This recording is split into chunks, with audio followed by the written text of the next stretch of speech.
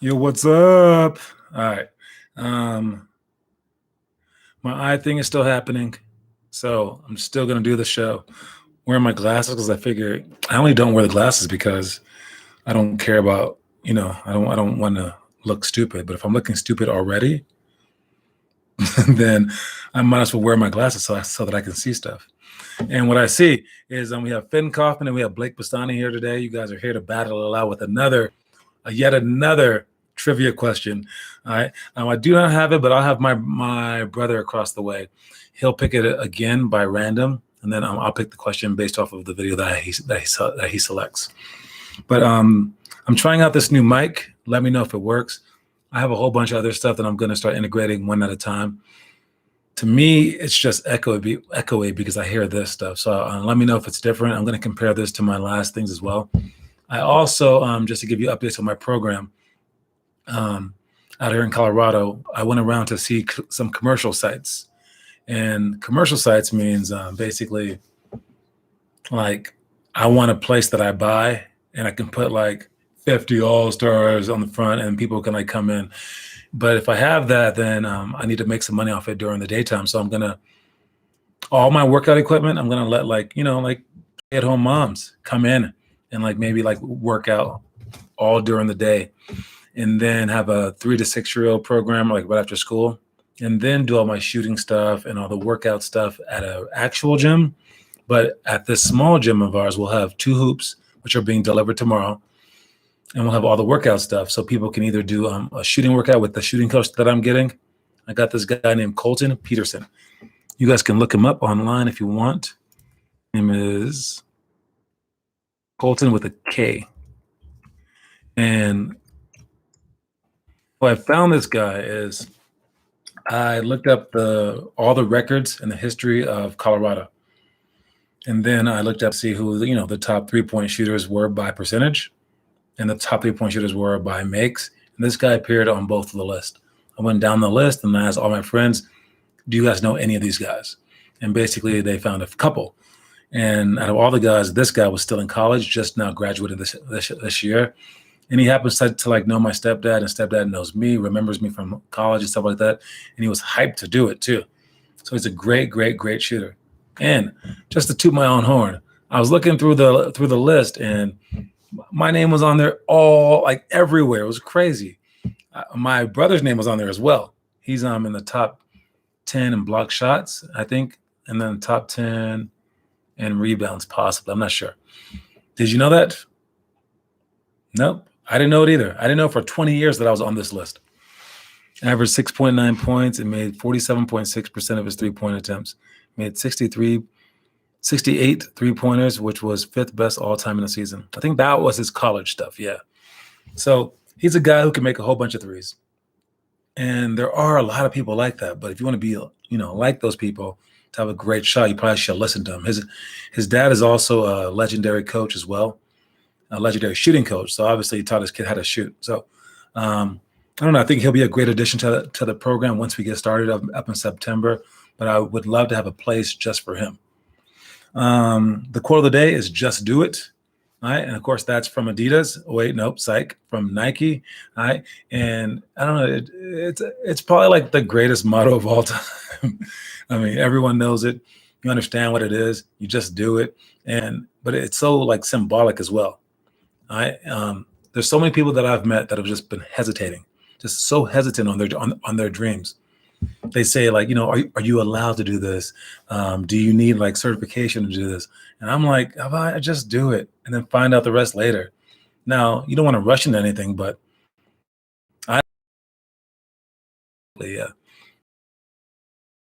my record, I was nowhere near the 3-point record, but I was top 10 scoring, top 10 assists, top 10 rebounding, and then top 10 blocks.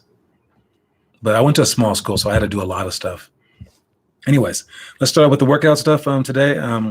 Elementary. Again, I'm going to eventually talk about tomorrow's stuff because, again, this won't make sense if you've already done the workout during the day or in the morning or even at night, like if I'm doing it right now. So I'm going to start talking about tomorrow's stuff eventually. But for right now, we're still on Tuesday, so I'll talk about the elementary. Drives and rotations, 180 tangent for shots, down screen, screen away, 3 for a layup and shot, 10 seconds tie game, 10 plus seconds down by 3 with free throws. And if I was to talk about one of those, and if you can hear me breathe, that's because I don't have a pop filter right now. I do have one. It's this thing. And if I talk into it, it sounds a little bit better, but I'm not going to set all that stuff up yet. Just know that I will figure it out. Day by day, we'll get better and better. So breathe. Literally, I can hear every single breath of mine. It's crazy. All right. Let's talk about the down screen away. All right. For down screen away, you're on the wings. You screen down. John, I'm almost finished today. Good job, Blake. You start from the wing and screen down. The guy being screened down 4 steps underneath the basket, set a solid screen, and then you go out to the wing. But on defense, this is actually harder than it sounds, because if you bump into the person, you're basically setting a double screen. Now you want to make sure that you're out of his way. So if you're guarding the person that is screening down, you want to step off. Today is your birthday, Blake. Happy birthday, man. What? Are you lying? All right, we'll try to ask Blake an easy question for his birthday. Maybe for the trivia question, we'll ask him how do you spell Blake Bastani? I mean, Finn will still probably just beat him because Finn's smart like that, but we'll give him the best chance possible to win today. Anyways, happy birthday, Blake. All right. Anyways, so for the screen down, screen away part, if you are the person guarding the screener, you have to mind everyone. You have to make sure that you back away so that your man doesn't have to go through 2 of you. So you're responsible for clearing the way, basically. And then if you're guarding the person being screened down for, you want to be sideways to go right through the screen to stay mirrored with the person. And now if the ball's passed to the wing and your person's screening away, it's the same exact rule. But instead of jumping off, you want to stay where you are on lane line and then watch the screen, and then you protect that, and then you return back to your man. So this is, it's pretty simplistic, but it seems to be like the hardest thing that we do. And I didn't learn it until college. So it's a hard thing to teach. And if you guys can do it, you can take the offense out of their entire game. No, I promise. It says on the website too. Oh, I believe you, man. I'm still going to win, Blake. I'm actually planning to make sure that we don't miss anyone's birthdays. I'm going to plan them out so that on Instagram, it'll post your birthday, and big, huge things and things like that. So we'll never miss a birthday. They do say it on the website, but it's so small. It's on the rosters section, right? Not cool at all. So I'll make it dope. All right. Eventually, step by step. I got a lot of stuff to do. Seriously. Anyways, moving on. We had our middle school drills, spin move series, 2-on-2-on-2 triangle, force post middle, poly pyramid, 0 to 3 seconds up by 3, sideline with sideline out of bounds, and then 10 plus seconds down by 3 with free throws, full court. Let's go with poly and pyramid. For poly and pyramid, we just talked about the screen away thing and the fact that they have to do lane rule. John, do you still think Lillard is better than Curry? At basketball, I do, yeah. Do I think he's done better in the NBA? No, because it matters who's on your team. I think if you rewound time, which you can't, and you put Lillard on the Warriors and you put Dame on the Warriors and you put Steph Curry on the Portland Trailblazers, I don't know how far Portland would get, but that's not Steph's fault. It's mainly because he's not as strong as Dame Lillard. All right, and he wouldn't have been able to develop the same. He would have been amazing still, but I think Damian Lillard would have won just as many championships. And they're both hard workers. It's pretty close. I think, if anything, it's like a tie. But if I must break the tie, I got to go with Dame. But it's so hard to see because of their teams being so drastically different in skill. If they ever had the same level team, you could see it straight up, but it's hard. It's really hard thing to see. As a basketball player, I would just tell you, if it was pickup basketball and I had those two, one, I would be happy with either pick, but two, I would pick Dame first. That's it. All right. Anyways, and mostly because he's a killer. All right. He is crazy. This year they have the same level team. They do not have the same level team this year. Portland is better, and they have 2 guys coming back from injury. So Steph is basically on his own this year. You can't compare that to anything. Man, he's doing really well, though. But again, Dame has been like that back and forth. Yeah, no. The Warriors being really like way worse. It's just the opposite problem. Now Portland's was way better, so you can't judge that. Again, I'm only judging them individually and what they have to do individually. So anyways, Poly and Pyramid. Poly is our Iverson cut, where we start from one wing and go all the way to the other. All right. My mom was calling. I'm not answering. All right, but she knows that I have a show. What's up with her? Anyways, so Poly is where we go across from one wing to the other with the screener right on the free throw line, and you read the defense whether they go under, into the screen, or over the screen, and then you react accordingly. There's 7 different drills that we can do with this. You can go over the screen for a layup, over the screen for a spin move. And when you go for the layup, you want to sweep the ball low, of course. Over the screen for a spin move is 2. Over the screen for a fake spin. Over the screen for a one bounce dribble pull up. And then over the screen for a catch and shoot. Then over the screen to go all the way up to the wing and then dribble out for a back door. And then the last one is don't go over the screen, but you backpedal back to the original spot, snap back. Between those 7, if you can read them by looking over your shoulder and there's a solid screen set and you have a good point guard, no one should be able to stick with you. You should be able to at least catch the ball in a scoring position or get double teamed or penetrate and get someone open. So this is what Allen Iverson did for a hefty part of his career. And it was basically unstoppable. So if someone's overplaying, you want to run this play. But now the other one is pyramid. A pyramid for us is America's play, where you set a screen across from one block to the other, and then that person gets screened down 4. So we talked about defense earlier, and on defense for a block-to-block screen, you want to stay there, and you want to let that guy go around and screen so you can protect the basket first. But what that does is it puts you 5 feet behind the person getting screened down 4. So it's really just a lose-lose situation for the defense. So defensively, we're doing our best if we're being in lane line and trying to hustle back. For offense, you're going to take advantage of this and realize, hey, listen, if you're going to play your man tight to limit the shot, well, we're going to have a layup. And if you're going to protect the layup by doing lane roll, well, we're going to have a shot. So this is where offense usually beats defense. So as long as you run offense correctly, the best defense can't stop you. And the worst defense is even worse. Moving on to high school stuff, we have one-on-one cutthroat, end of play scenario, double the post on the dribble, outlet pass back to sideline, miss free throw on purpose, needing a score, and 10 plus seconds down by 3 with free throws. Let's go with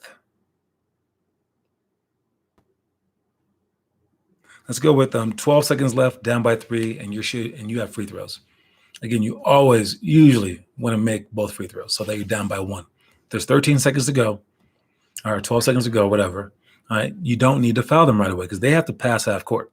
Right? And if they take a 10-second violation here, damn, bro, you have Tion every day. Who has Tion every day? I got to go at 4:15 today. Oh, yeah, Blake Bustani. Hey, yo, if you got that dough, you can afford Tion, baby. Hey, Tion is the guy that I recommend. He's the big-time guy. Yeah, I have him 6 days a week. Okay, so since the birthday boy is about to leave, I will ask the question real quick. The history of hoops page. Give me 1 through 6. No, 1 through 12. 4. 4, and then give me 1 through 10. 8. 8. 1, 2, 3, 4, 5, 6, 7, 8. The question is, which player in the NBA was massive and also had an enormous personality? There you go. That's all I got for you right there. He's massive and has an enormous personality. That's the easiest question I got. Then Blake got it. There you go. Shaquille O'Neal, Shaq. All right, congratulations, Blake, and happy birthday, okay? You couldn't have got an easier question than that. All right, see you later, Blake. Manute Bol, he wasn't massive. He was, Manute Bol, when he came into the league, he couldn't bench press 120 pounds, which is extremely light. Like, I think I could pick that up with one hand, like right now while I'm doing the show. Wait, actually, I have something. No. But yeah, Manu Bowl was that week. It might have even been 75 pounds. It's crazy. All right. See you later, Blake. Happy birthday, man. Anyways, going back to it, we got our high school stuff. I said with 12 seconds left, you can bench 90. There you go. You can bench more than Manu Bowl could have. What is that question? Hey, we had a birthday question. I told you it was going to be easy, and he got it. Anyways, we have 12 seconds left. Make your free throw so that you're down by just one. Do not foul them. Make them break the press. And if they seem like they're going to break the press easy, foul them then. All right. So that they're shooting the ball. You're always going to get a chance with 4 or 5 seconds left on the clock. But if you can trap them and you can get the ball back with a 10-second clock violation, now you have it with 2 seconds left, but now you have the ball down by 1. So that should be the play. Let your team know what your strategy is. All right. Your coach should already be talking about this stuff during practice and everything else. I'm never letting Blake win again. No way. It is on the History of Hoops page. And I even use the exact words. It's under, what is that called?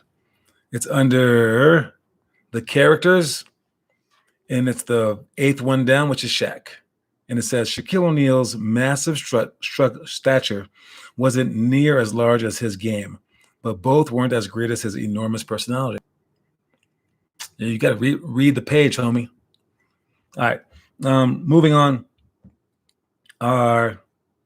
Let's go with the movies. No, I'll finish with the movies. Let's talk about the motivational quote of the day. It says, "Don't shift blame and pass the buck to others. Even if you've done amazingly well and our others were truly at fault, you must creatively take as much of the blame as possible to grow as a leader, to calm tensions, and to possibly spread that trend throughout your team. And truthfully, there's always something more you could have done." So that could have been Zach Randolph. So no matter how well that you've done in a game, I don't care if you scored 100 points and you lost, there was something more that you could have done. Maybe like guarded one extra person better, got one extra rebound, something, right? So take the blame. And when you take the blame, the result is everyone will try to take the blame, especially if you've done well. And when you start pointing fingers to people, that's when the teams just get destroyed from within. Everyone will start pointing the finger elsewhere. They'll say, I wasn't that at fault, etc. And the person that will take the blame, that person to the coach, is the leader. So again, I don't care what it was. Be at fault. All right. Just be at fault. Say, no, that is on me. I need to do more.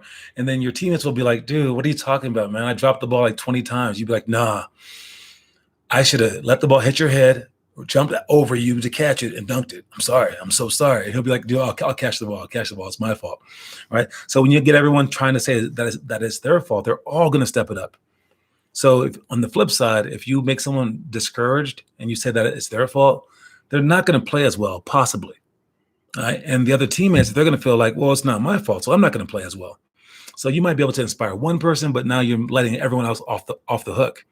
And much more, you're letting yourself off the hook. So now only one person, and it's not you, will be trying harder next game. That's silly.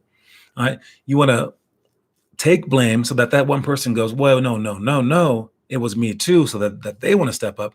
And then everyone else is like, whoa, that dude just took the blame when we know it wasn't him. Because he's a leader like that, I need to take some of the blame too. And that's where you get into one of those famous Spartacus movies. All right, Spartacus did it. Who else did it? Fight Club did it, where they all claimed to be the person. And like they were like, where's Spartacus? Where is he? We want to know who he is. It's like back from the 60s. And all the people knew who Spartacus was, but they didn't want him to get caught. So someone just stood up and says, I'm Spartacus.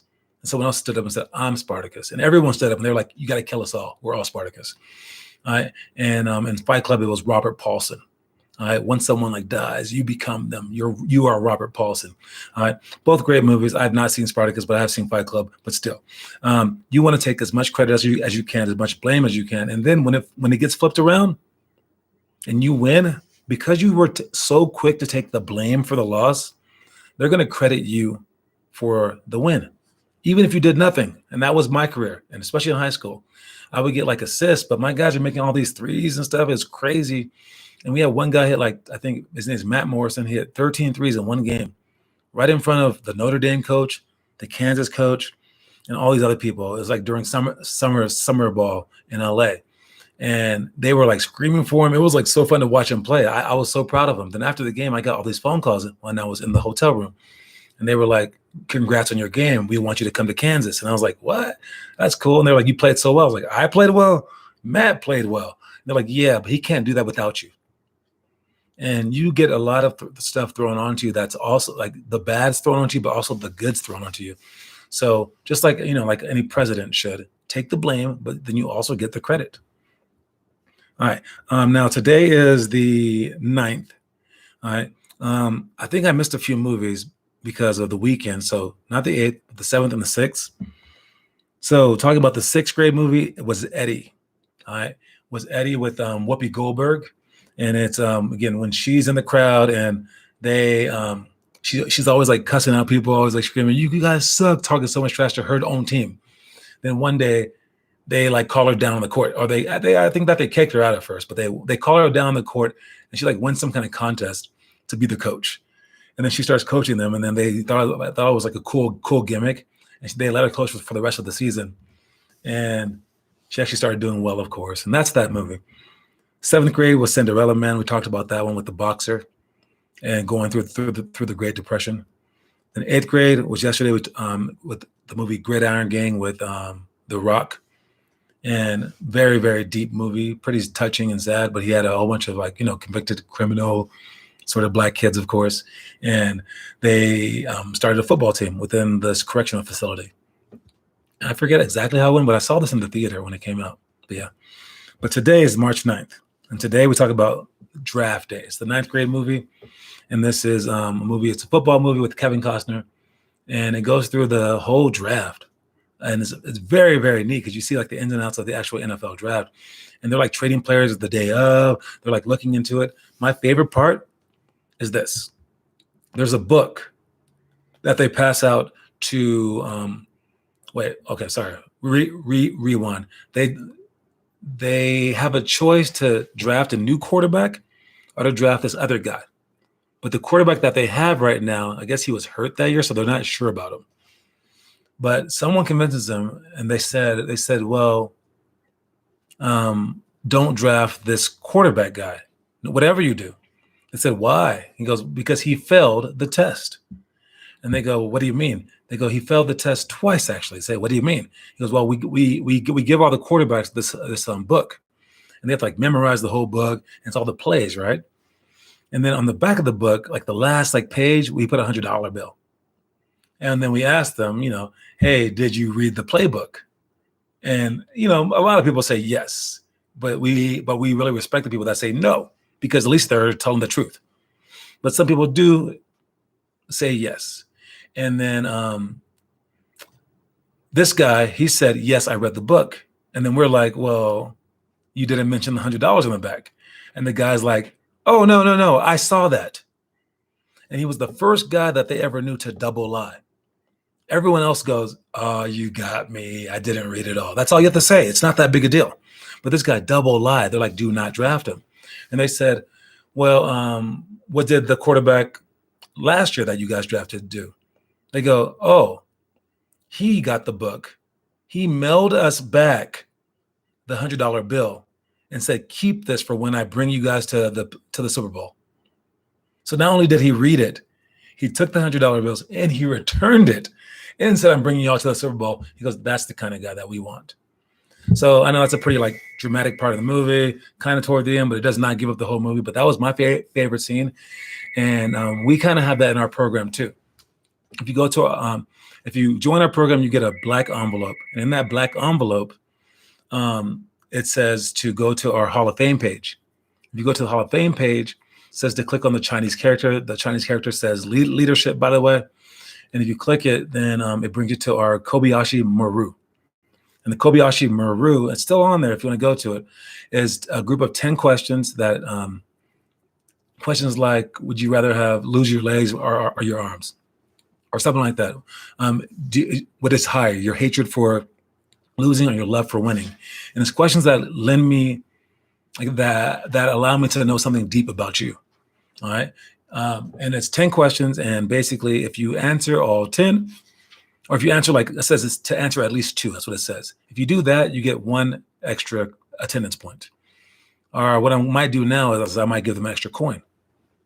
But if you answer all 10, even though it says to only do 2, well, then you get 2. If you answer them in full sentences like paragraphs, even better. So it allows me to know the kids. And my kid, who's like the person that did it perfectly, is one of the first players to ever do it. And it was Emma Godfrey, Godsdrill, right? Emma Godfrey, she did it on the way home. I wasn't sure if it was going to work. I was like, is anyone going to see this? Will anyone do it? Will anyone turn it in?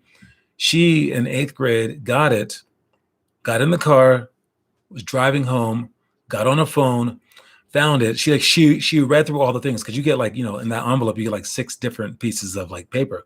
So no one's reading through it all, but she did. And then she answered all the questions in full. And my own stepdaughter, she said, yeah, I read through it all, but she threw all the envelope away.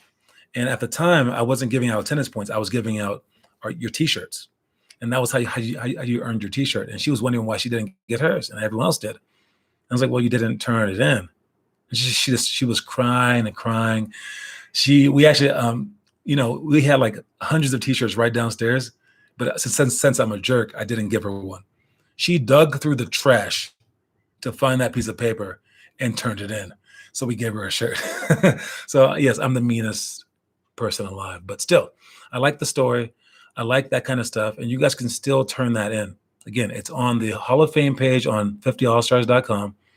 Click on the Chinese character, and then you fill it out. And I stole the name Kobayashi Maru, not from a Japanese word. It's not a word at all. It's a word from Star Trek. I'm not a Star Trek lover, but this is from Star Trek. And it was a test that they gave people to see if they could be captain, where both choices were bad choices. It was like, do you want to kill everyone, or do you want to like kill your family? It's like, what? And it was just like, no matter which way you decide, it's the same thing. So that's why I called it Kobayashi Maru. So that's that stuff. That's our day, basically. And to talk about a couple more things before I sign off. Again, my eye thing will be better in like 2 days. It happens at least once a year, maybe twice a year, because of allergies and stuff like that. My apologies. Maybe I'll get a patch one day. To talk about one more thing, though, one more thing, 10 seconds tie game. Now, if there's a tie game with 10 seconds, you must get the last shot. You must realize you have to figure out if you're LeBron James or if you're Michael Jordan, or if you're someone else. If you're someone else, you get open and get off the ball. But if you're one of those two guys, you get the ball. And if you're Michael Jordan, you need to create. And you can create your own shot. And you can go around like 5 seconds to go, because you're going to get your own shot. LeBron James doesn't really do that. He creates for others. If you create for others, you got to go with 8 seconds left, because your pass out might need another pass. So you have to realize who you are.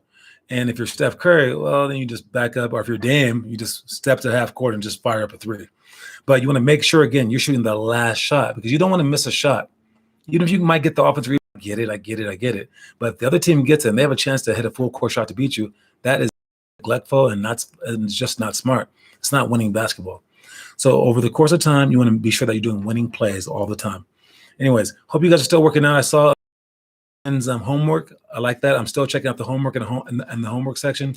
Make sure you guys still do it. Make sure you guys watch the History of Hoops page, because I will continue to ask trivia questions until we get this thing highly legit. I found somebody that will build my PC for me. He was going to trade us services. We're going to give him our pool table / hockey / tennis table, and he's going to build the PC right in that spot.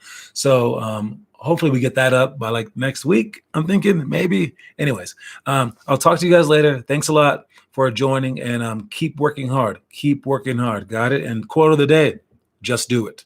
All right. Peace, everyone.